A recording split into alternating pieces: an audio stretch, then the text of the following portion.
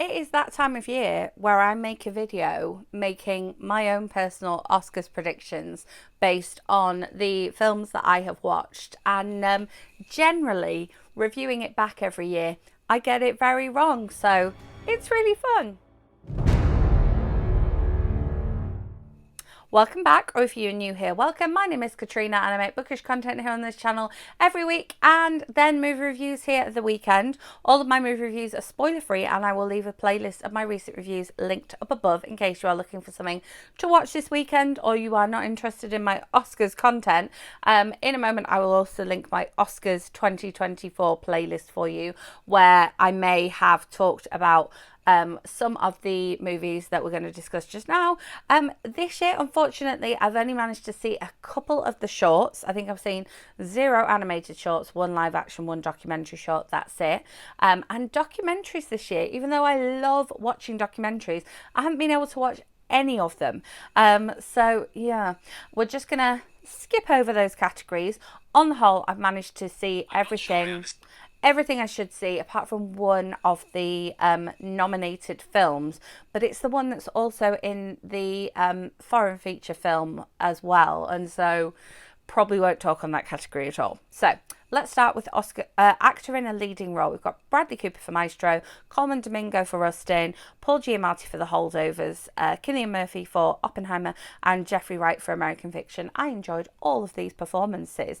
I think that my prediction would probably be that it would be Cillian Murphy for Oppenheimer, but I think that Coleman Domingo in Rustin shouldn't be overlooked here. I think he did a great job in that film, and also Paul Giamatti in The Holdovers was just so warm at the same time as being cold, and I really loved his performance, but my prediction would definitely be Cillian Murphy in this one. Then actor in a supporting role, we have Sterling K. Brown in American Fiction, Robert De Niro in Killers of the Flower Moon, Robert Downey Jr. in Oppenheimer, Ryan Gosling in Barbie, and Mark Ruffalo in Poor Things. Now, if you haven't seen my review of Poor Things, I'll leave it linked up above, because I specifically talk about Mark Ruffalo's accent in that film. Now, I do talk about the fact that it might have been a choice, or it might have been a directorial choice, but it was definitely a little bit cringeworthy. For me, Sterling K. Brown, as much as I love his performance in things, I don't think it was a particularly standout performance in American Fiction. And then Ryan Gosling and Barbie again. I think a lot of people have said a lot of things about that one.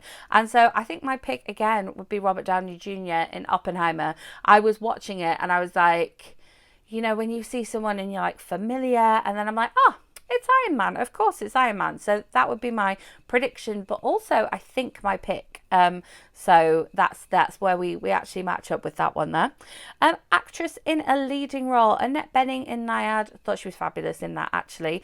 Lily Gladstone in Killers of the Flower Moon, Sandra Huller in Anatomy of a Fall, Carey Mulligan in Maestro, and Emma Stone in Poor Things. Now, Killers of the Flower Moon, I wasn't a massive fan of it. It's too long for a start, and I didn't see it in the cinema just because of the length. I didn't have that amount of time just to give over to it, but no one really stood out in that film for me except her. I thought her performance was fantastic, but Emma Stone in Poor Things was also just unlike any Emma Stone you've seen before. Her performance was actually amazing.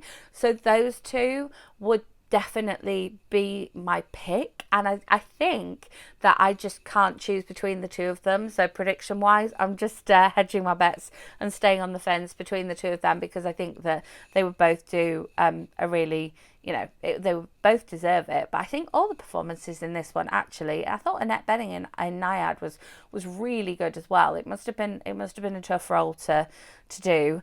Then actress in a supporting role, we've got Emily Blunt in Oppenheimer, we've got Daniel Brooks in The Colour Purple, America Ferrera in Barbie, Jodie Foster in Nyad, and Davine Joy Randolph in The Holdovers. Again, I really enjoyed all of these actresses' performances, and any of them would deserve to win.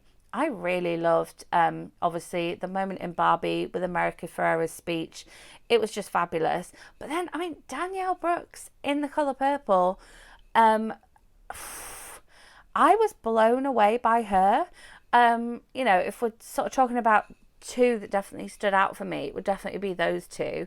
I loved Divine Joy Randolph in The Holdovers. I thought her performance was very measured. I've talked about that in my review. If you haven't seen my review of that one, I'll leave it linked up above.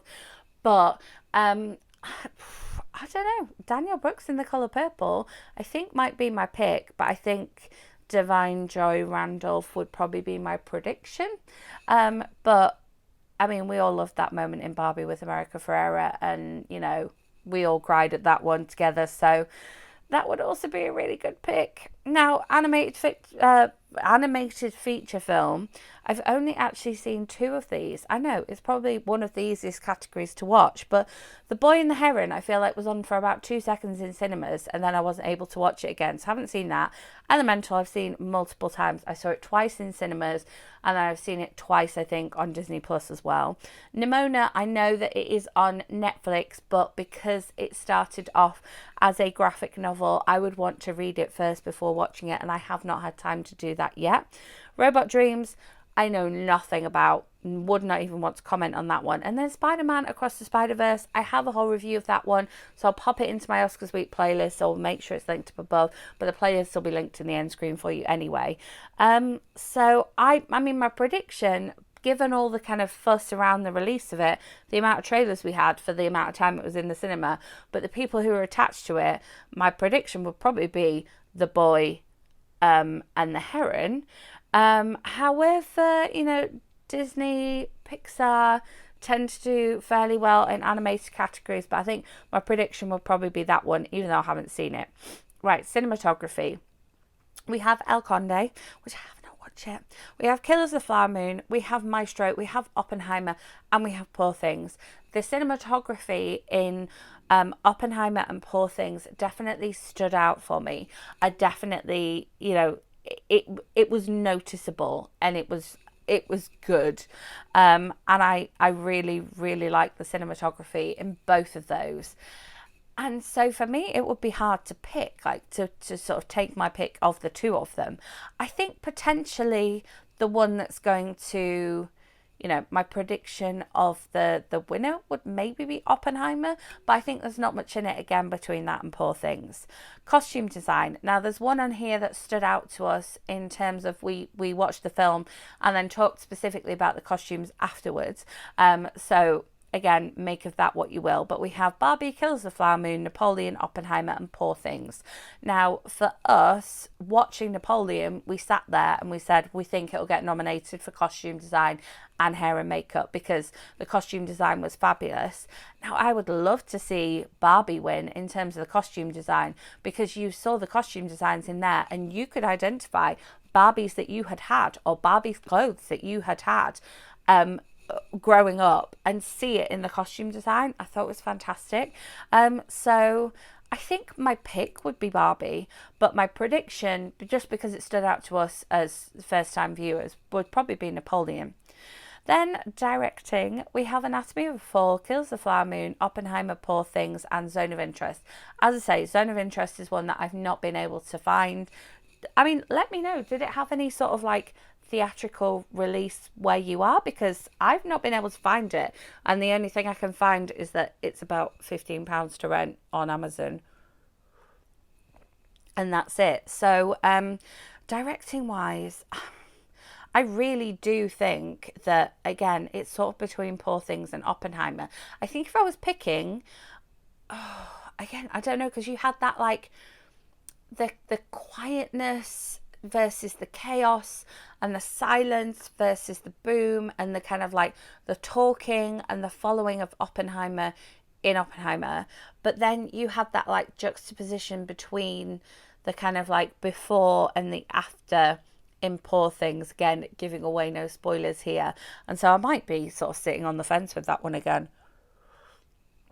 I think just because he's a bit of an Oscar darling, I think maybe Christopher Nolan and Oppenheimer might get it. But yeah, I think that either of those would definitely be worthy.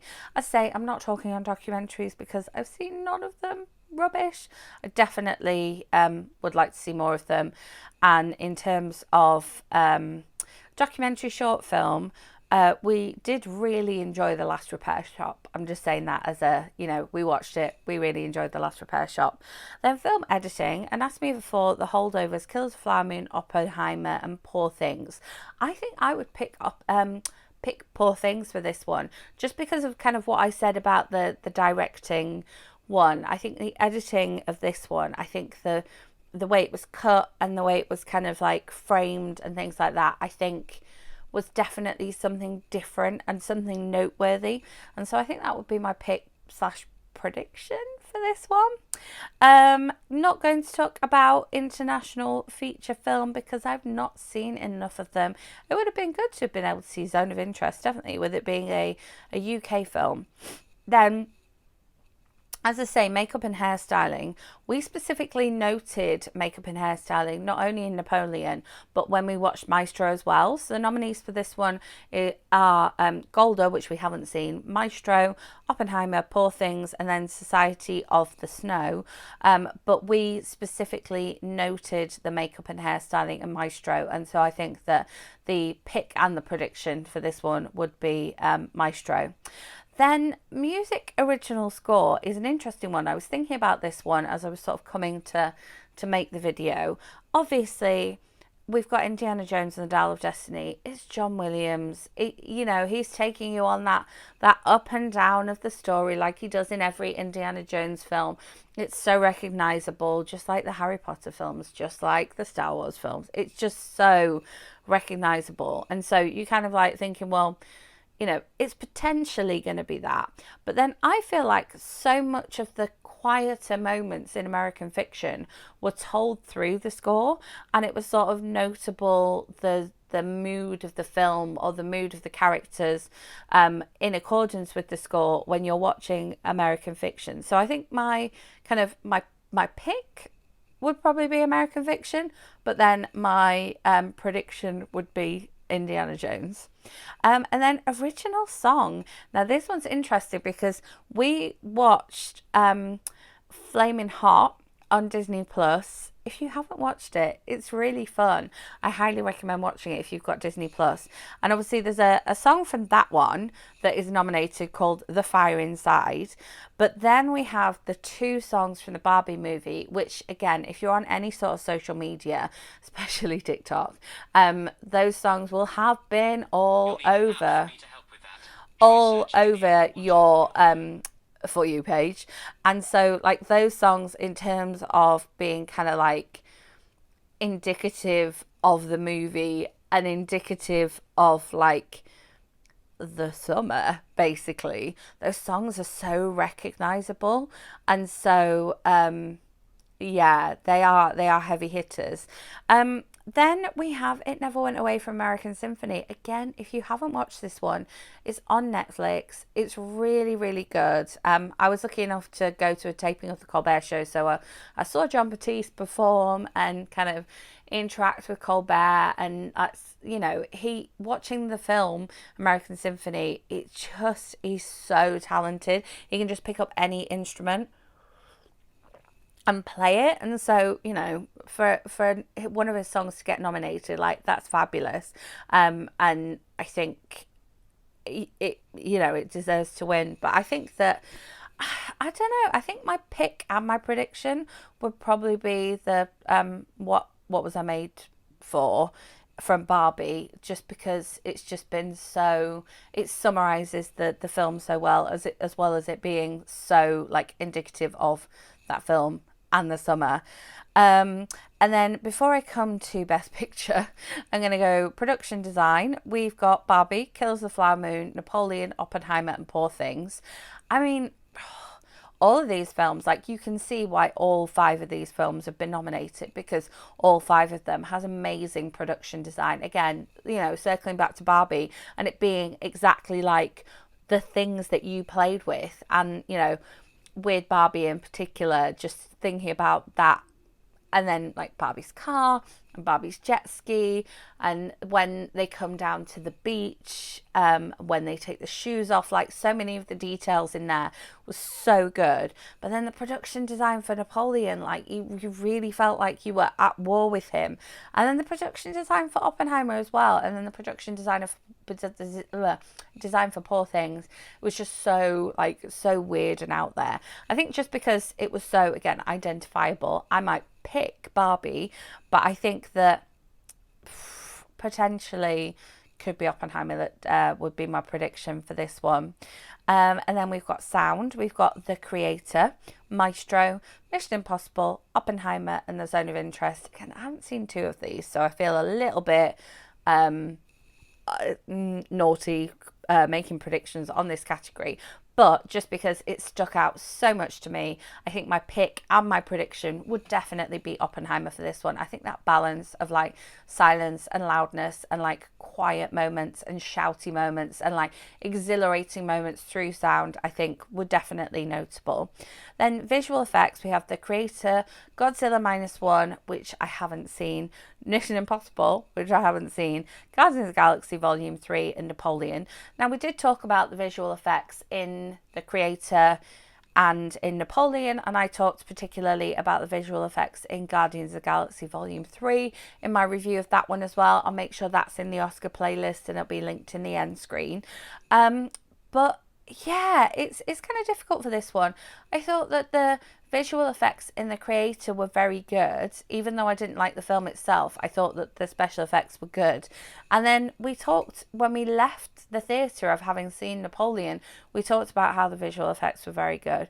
I mean, I'm kind of always going to pick my personal pick a Marvel film in this one, just because I thought that I always think that they do such a great job. I fully believe that, you know, humans and aliens can exist together and that we can go through all these different worlds, and just I totally buy it as somebody that doesn't like fantasy and sci-fi generally at all.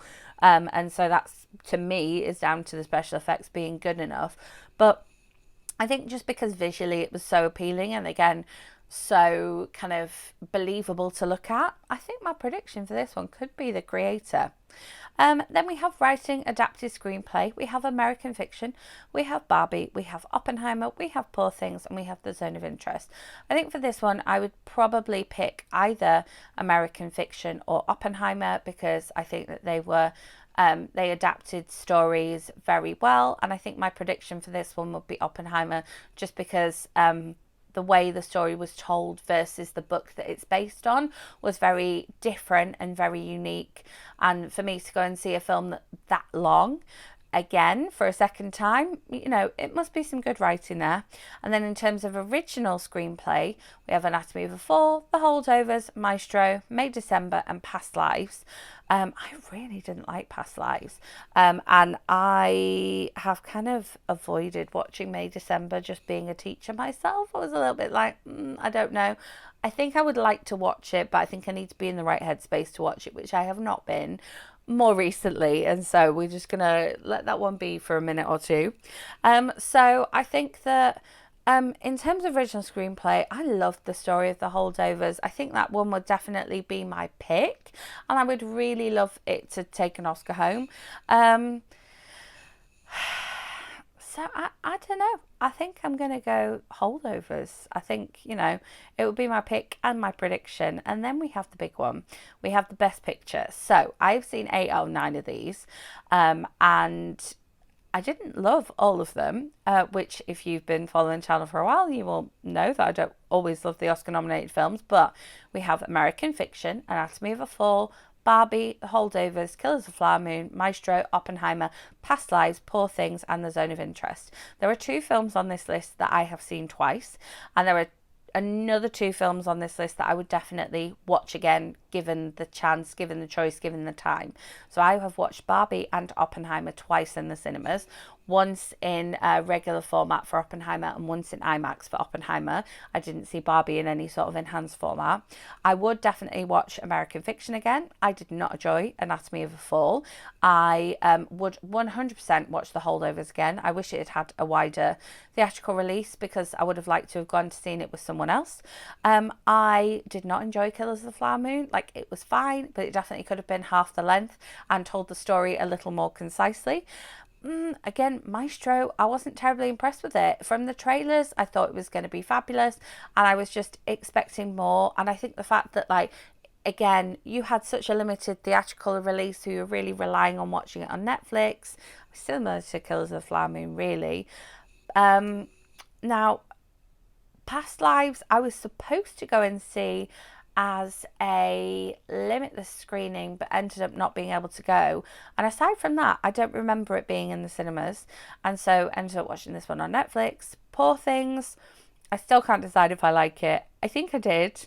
It stuck with me, and so you want that from a film. And then Zone of Interest, I have not been able to find for less than £15 for like home release. I'm not going to watch that on a laptop for £15. No way. I do feel like Oppenheimer might take it home. However, American Fiction or The Holdovers could like sneak in there because they've been very popular with audiences. I think if you're going off box office numbers, obviously Barbie right up there. I would watch that again in a heartbeat, and Oppenheimer too. They had massive box office numbers this summer, but Oscars and box office numbers don't mean the same thing. It's not the same people voting. And so I think my prediction would be Oppenheimer, but I think that my personal pick, I would love to see American Fiction or Holdovers take this one home, but I wouldn't be mad if Oppenheimer or even Barbie won this one. So there you have it. Please let me know in comments what your picks for everything is, and let me know as well, will you be watching the Oscars live? Will you be watching it afterwards? I will be trying to avoid spoilers left, right and centre. Like, I'm at the point where I just like tell people don't talk to me about the Oscars, because not only am I working all day tomorrow when it'll be sort of, I'll be able to see it, but then I'm out for dinner as well, so I need to kind of try and hold off any spoilers until I get home, because I love watching it, and it was always really nice when I lived in the right time zone to be able to watch it. I managed to watch it live in the UK one year, I think because I either had a day off the next day or was ill, I can't remember, but I did it anyway, or maybe I was a teenager, I don't know. Do you know what? No, I remember I was doing supply and I had no bookings the next day. That's how I managed to watch it. I stayed up late and did that instead. Not getting paid, but hey. So yeah, let me know your thoughts in the comments. Will you be watching it live? And yeah, there will be a couple of these movies that I've talked about today that I already have reviews of, but that haven't been posted yet. So make sure you are subscribed so that you don't miss out on when those pop up, and hit that notification bell, because I have a lovely reading vlog coming up for you this week of my first week of 2024 and the reading that I did during the week. So you're not going to want to miss out on that one. Thank you so much for watching. If you enjoyed it, give it a thumbs up, and I will see you with my next video.